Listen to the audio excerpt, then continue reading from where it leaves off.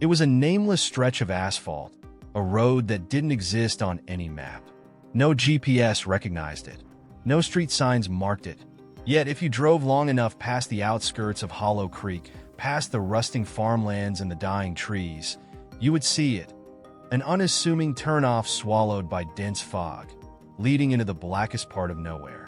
Locals whispered about it, but never spoke too loud.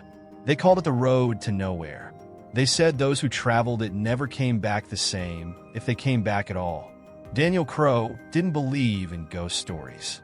A rational man, a truck driver for over 2 decades, Daniel had driven through storms, across frozen highways, and past accident scenes so gruesome they'd make a coroner wince. He wasn't easily shaken, so when his route home was blocked by a landslide and his GPS rerouted him through an unmarked road, he didn't think twice. The first thing he noticed was the silence. His tires hummed over cracked asphalt, the trees looming on either side like skeletal fingers. No streetlights, no houses, no signs of life, just miles of road stretching endlessly forward.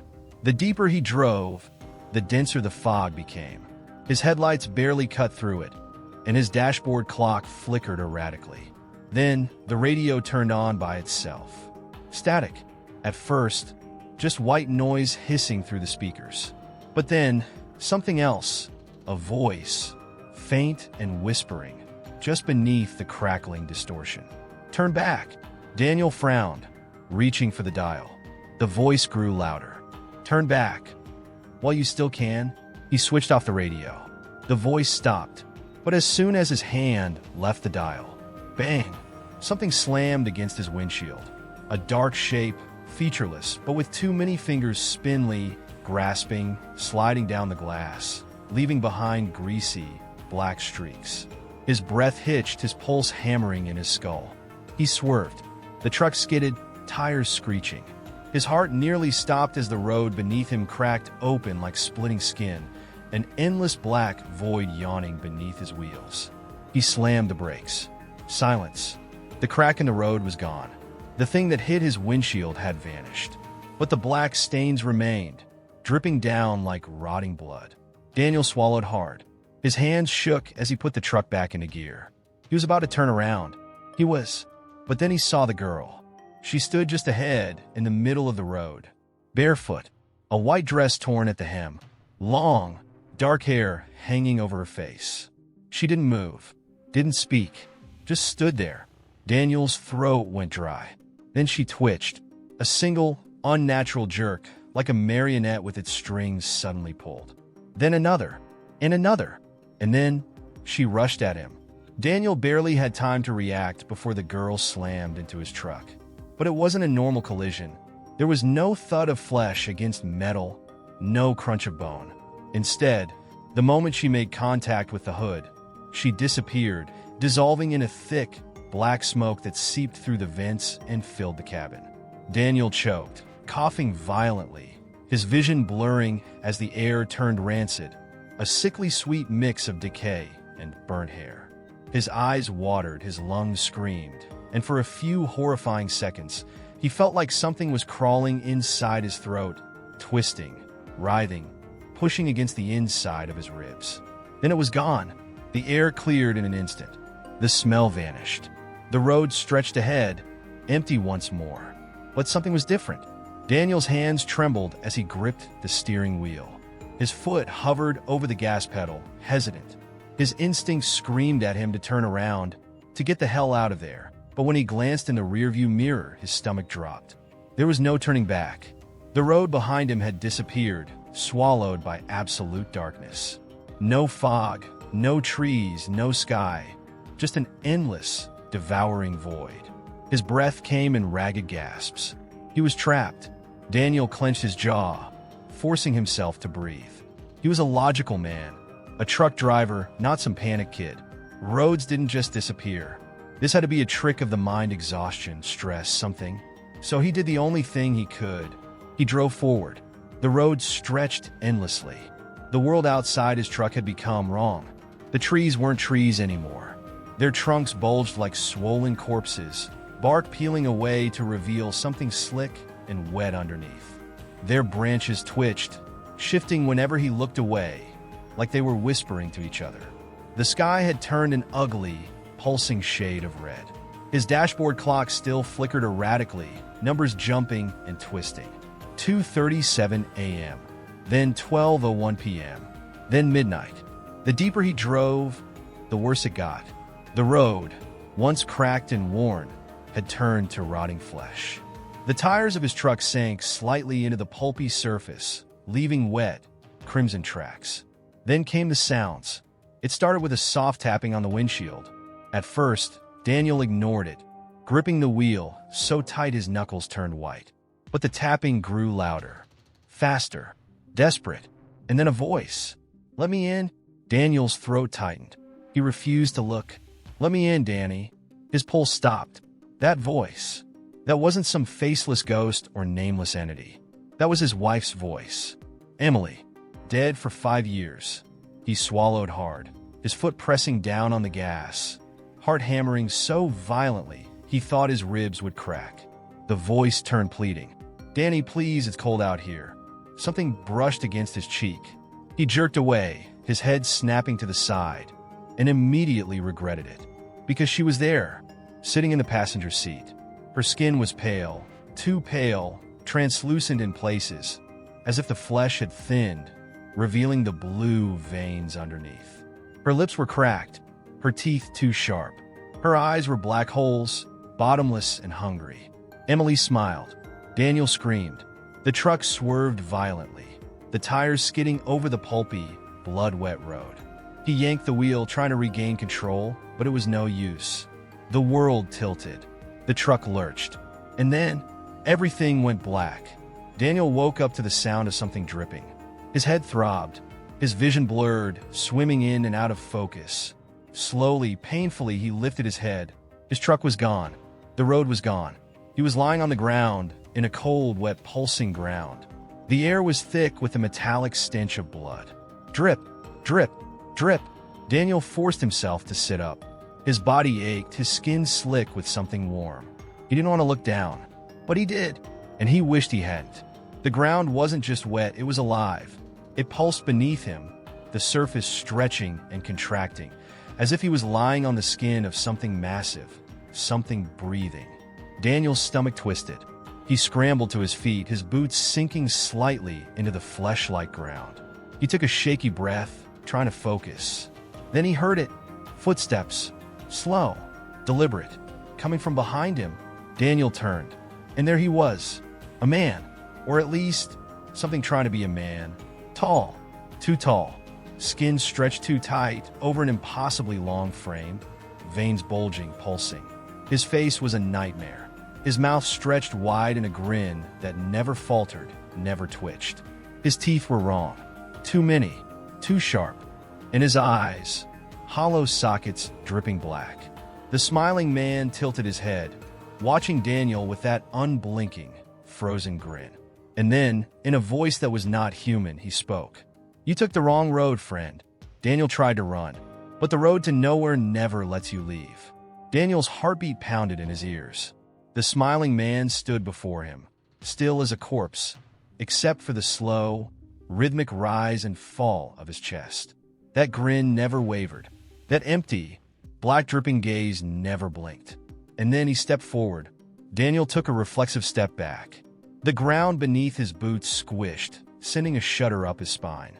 Every fiber of his being screamed for him to run, but he couldn't. His legs refused to move. The smiling man laughed. It wasn't a normal laugh. It was wet, guttural, like gargling blood. "You shouldn't be here," he said, voice splitting into layers, echoes upon echoes, like a dozen voices speaking through the same throat. Daniel swallowed hard. His mind fought to rationalize what was happening, but there was no logic left.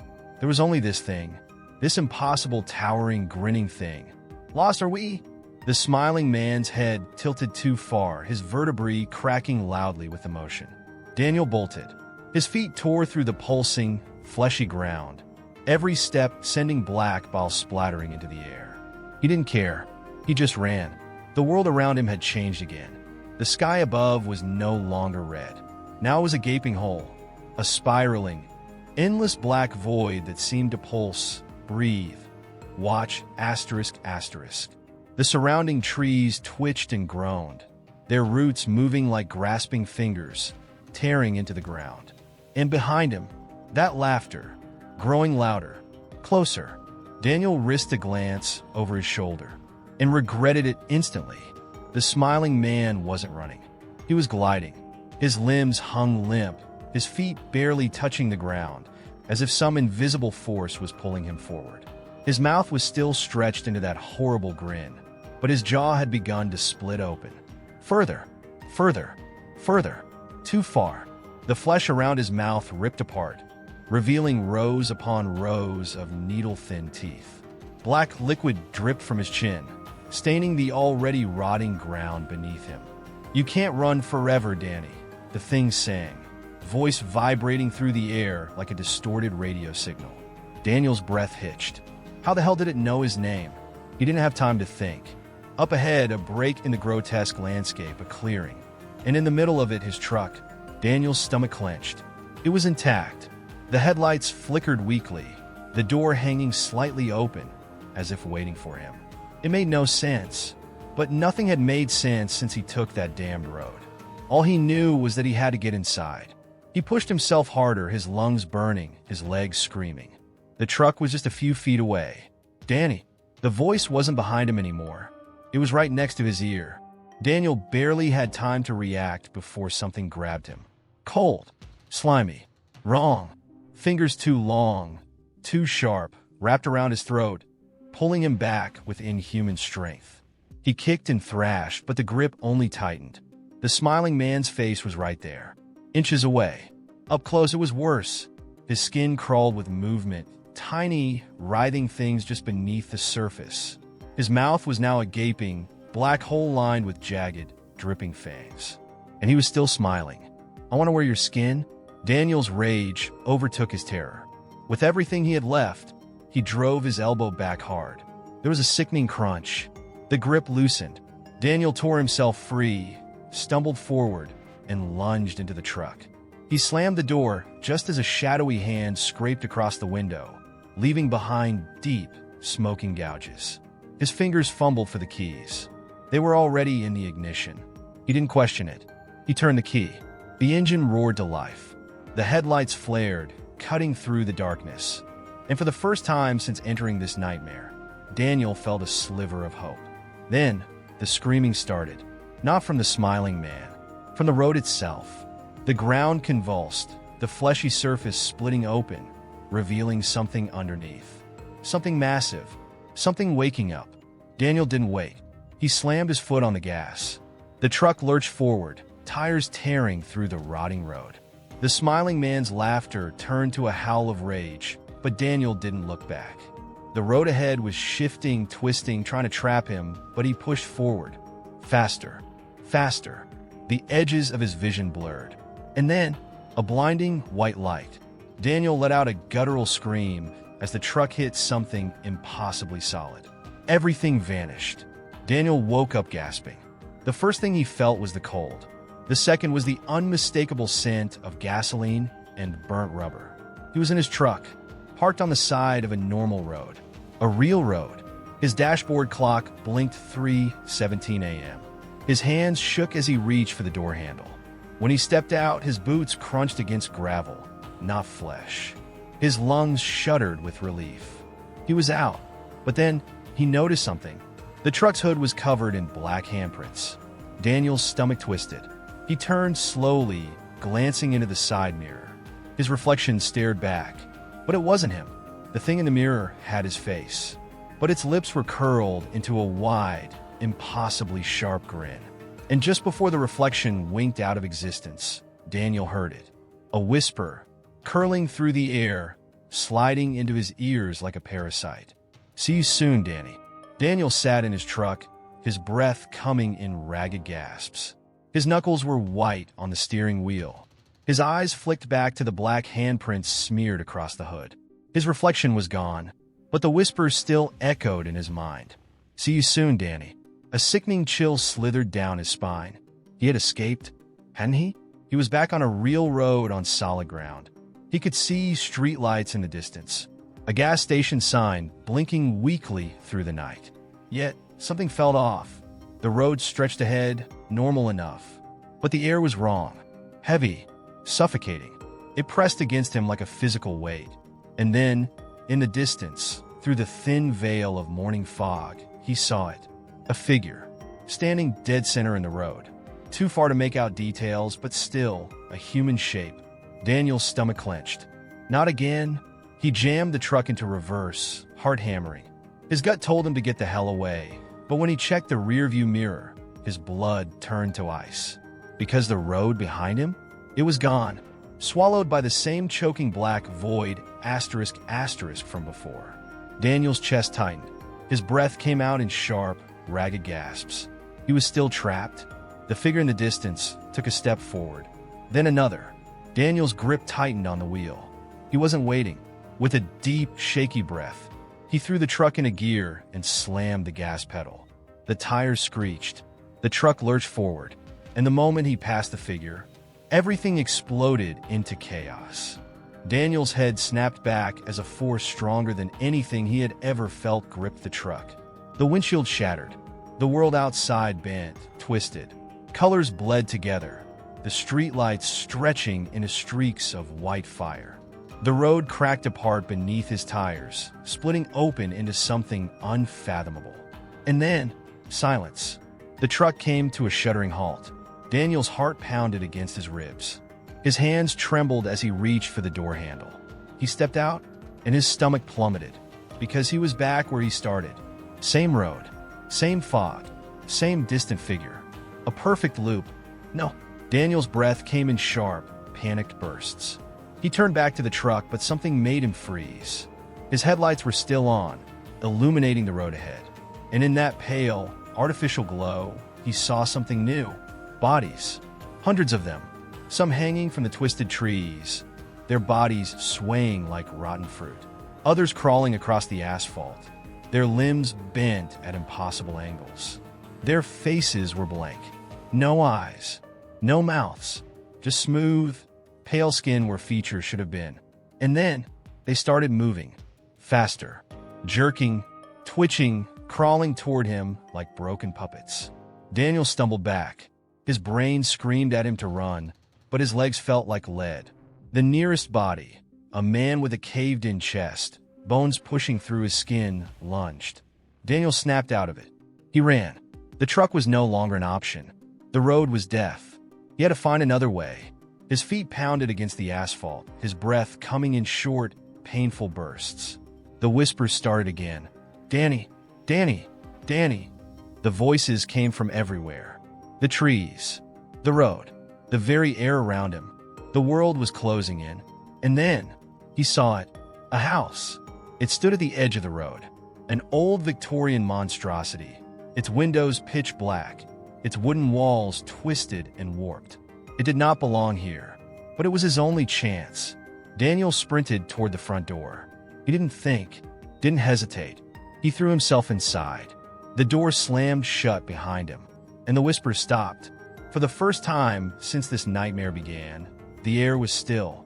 Daniel pressed his back against the door, his breath ragged, his entire body shaking. He was inside, safe, or so he thought. The house was wrong. The hall stretched too far. The walls seemed to breathe. The air was thick with the scent of something rotten. Daniel took a cautious step forward. A light flickered at the end of the hall. A single wooden chair sat beneath it. And in that chair, Emily. Daniel's heart stopped. His wife, the woman he had buried 5 years ago. She sat there, motionless, her head tilted to the side, eyes unblinking, lips pulled into a soft, eerie smile. Daniel's knees nearly buckled. Emily? His voice cracked. She didn't move, didn't speak, just stared. Then, her head twitched violently to the side, her neck bending at a sickening angle. And she grinned wider. You were never supposed to leave, Danny.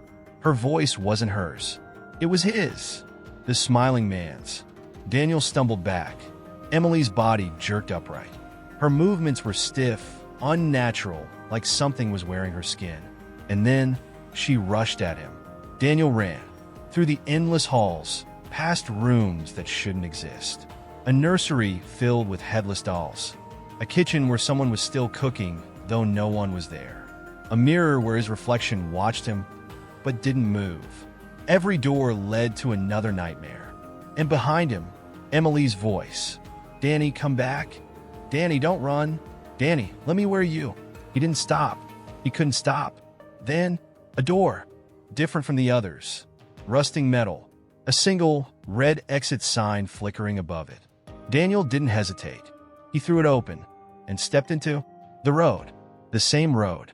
Back where he started. And standing there, waiting for him, the smiling man. This time he wasn't alone.